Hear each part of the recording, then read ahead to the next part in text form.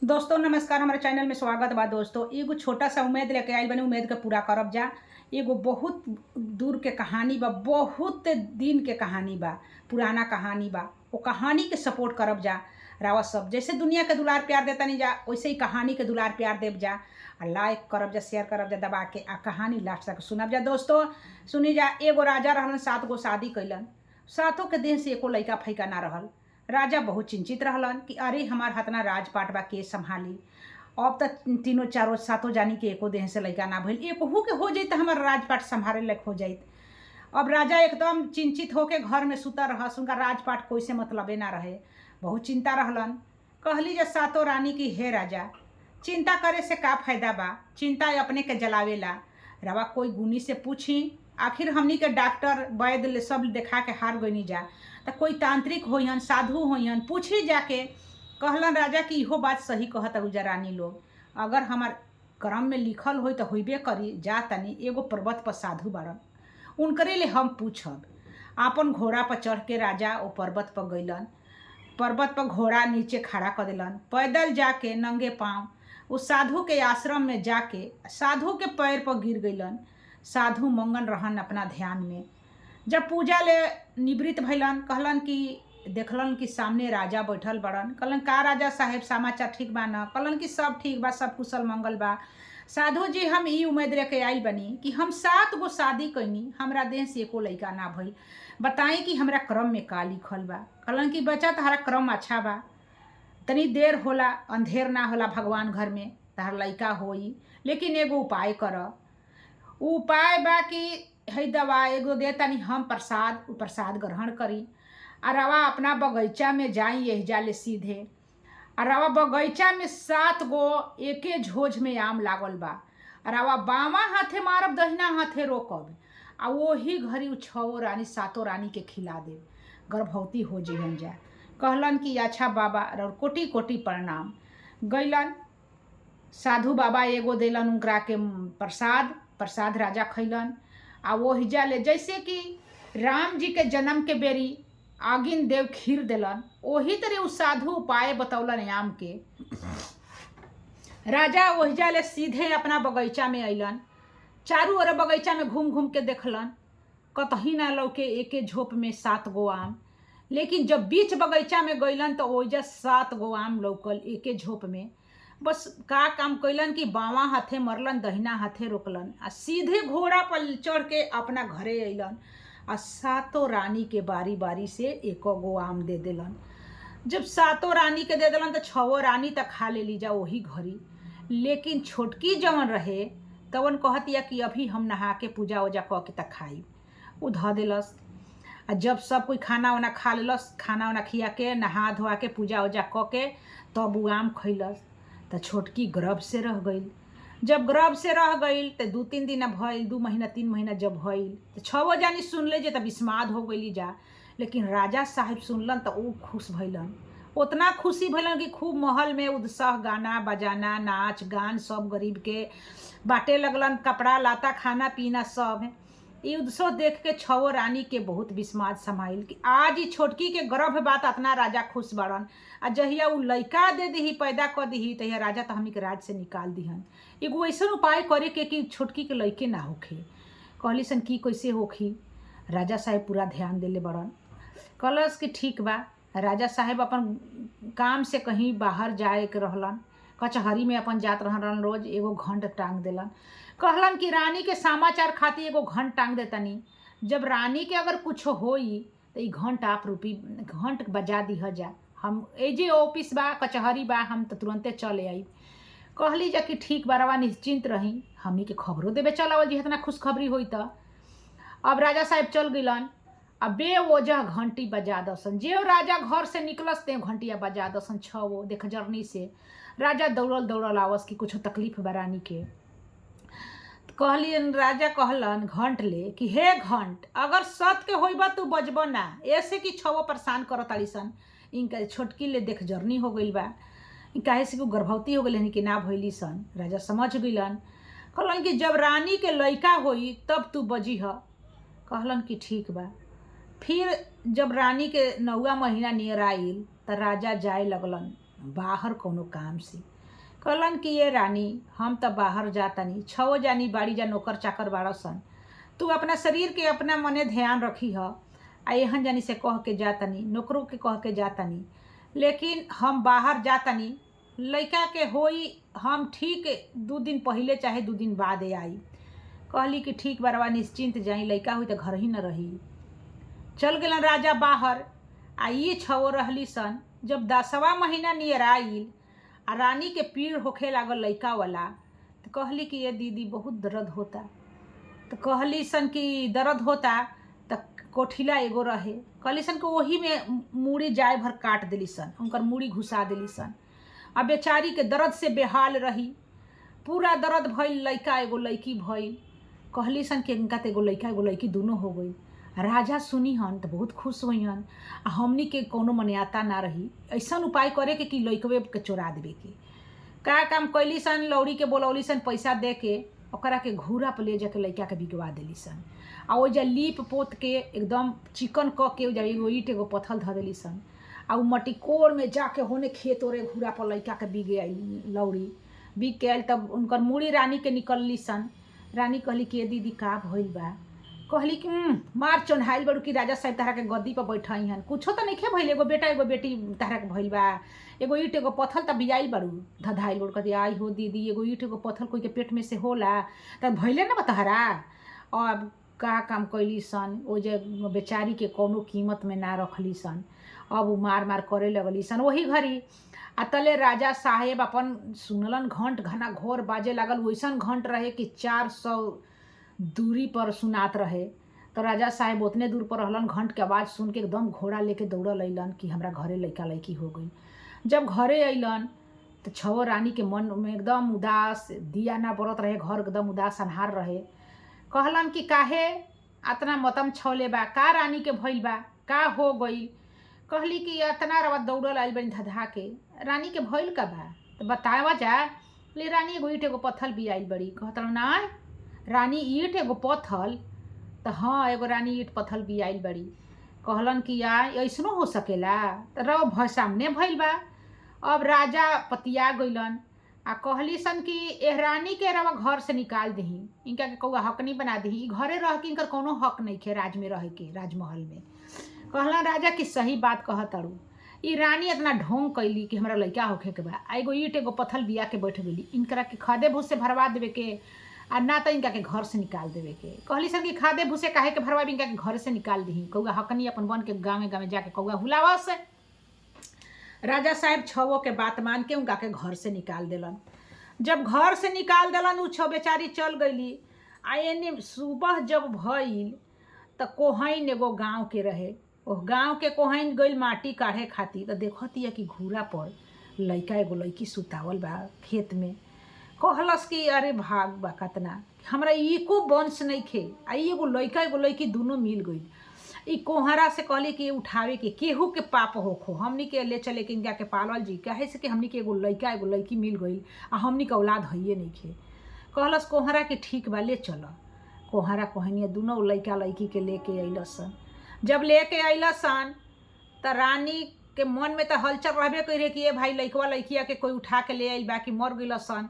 तनी कोहनिया घरे 2-3 दिन के बाद कहली कि जाके देखा तो कोहनिया माटी काढ़े गोइल हुई, तो लइका नइखे ना लेके आइले, आ चाहे जा तो घइला ओकरा घर से ले आवत।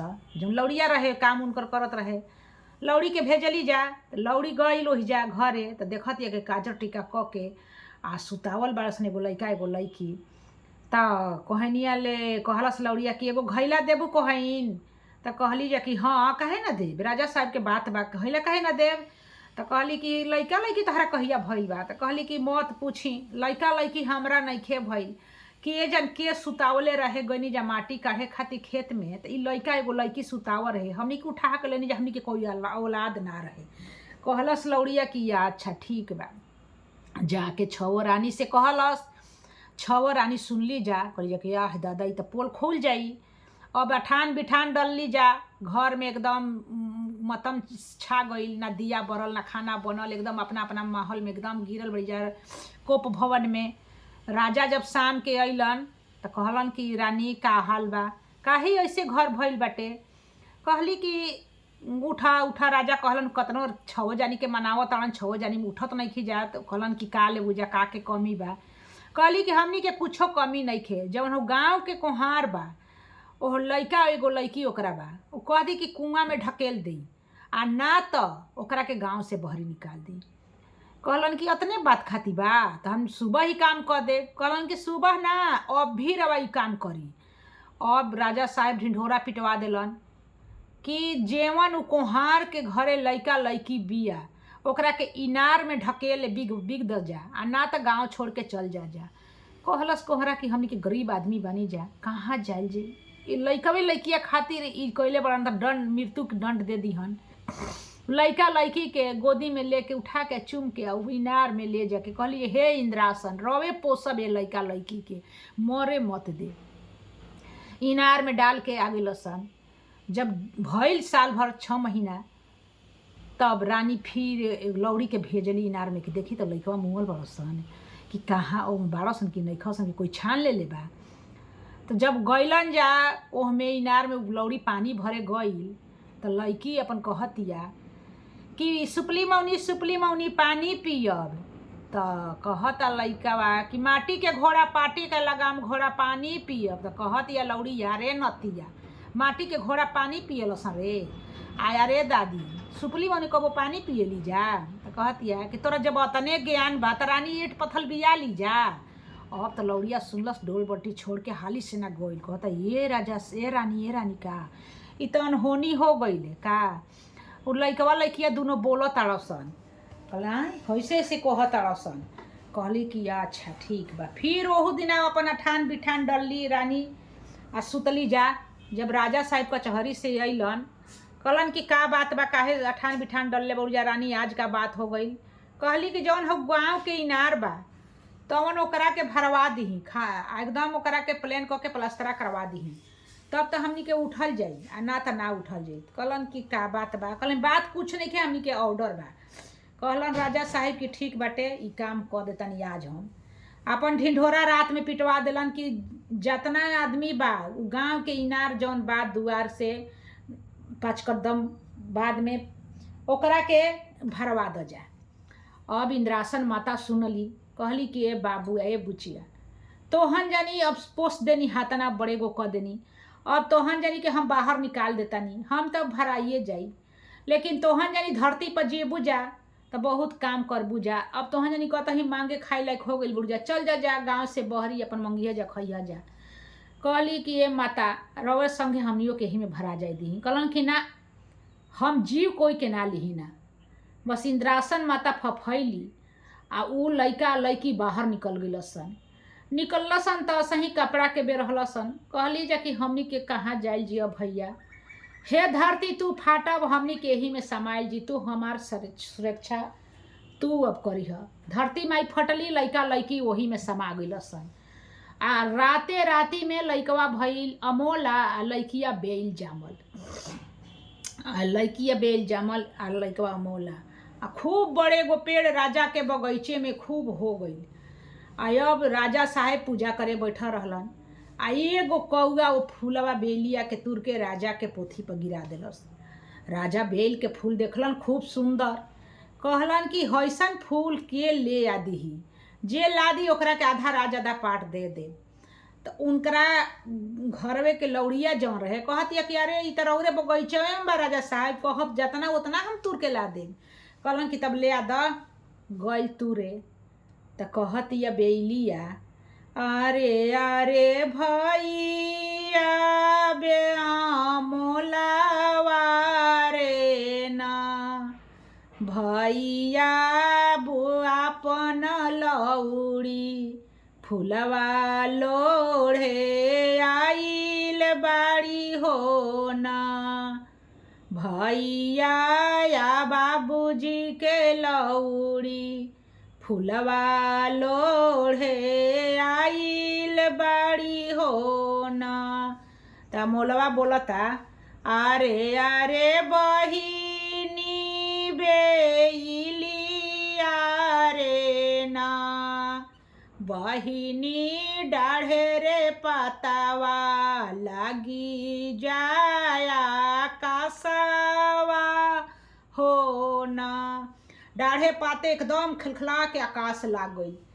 लौड़ी कहती है कि ए राजा साहेब, ए राजा साहेब, ई तो फूलवा बोलता आ मोलवो बोलता। तो राजा साहेब कहलन कि अच्छा, अपना सब आदमी के भेजलन, सब कोई के इहे जवाब दिली सन। राजा साहेब कहलन कि जाई हम तनी घोड़ा पर चढ़ के गइलन। तो कहलत ये बेलिया, अरे अरे भाई आया मोलावा रे ना, भैया बाबूजी बढ़ैता, फूल लोढ़े आइल बारन रे ना। तो कहला समोलावा, अरे अरे बहिनी बेलिया रे ना, बहिनी डाढ़े रे पतवा खिली जाया कासावा हो ना। एकदम डाढ़े पाते आकाश खुल गई। राजा कहता, अरे तो बाबूजी हमरा के कहता। तब 6 रानी के भेजल गई। तब कहतिया, अरे अरे भाई आया मोलावा हो ना, भैया सातो हो मये भा फुलवा, अरे अरे भाई आया मोलावा रे ना, भैया 6 रे मये भा फुलवा लोढ़े आइल बाड़ी हो ना। कहला सन कि 6 मय भा, ई तो कहतड़ी सन। तो ऊ कहता मोलावा, अरे अरे बहिनी बेलिया रे ना, बहिनी डाढ़े रे पतवा लगी जाया कसावा हो ना। एकदम डाढ़े पाते खिल के आकाश लगली। अब तो राजा साहेब एकदम चिंता में पड़ गलन। ई तो 6 मौभा कहतड़ी सन, आ ई के हो हमरा के बाबूजी कहता।